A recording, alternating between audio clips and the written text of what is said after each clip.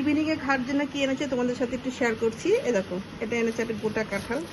এবছর কাঁঠালটা কম খাওয়া হয়েছে, জায়গাতে গোটা কাঁঠাল এনেছে।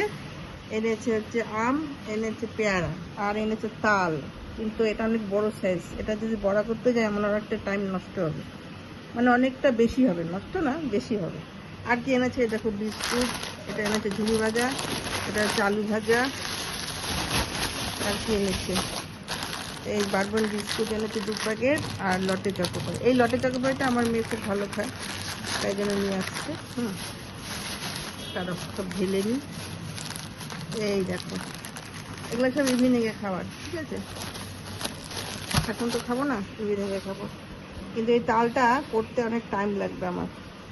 আম তো ভালোই লাগে, পেয়ারা আর কাঁঠাল খেতে আমার বেশ ভালোই লাগে, ঠিক আছে? এই হচ্ছে ইভিনিংয়ের খাবার, তোমাদের সাথে একটুখানি শেয়ার করলাম।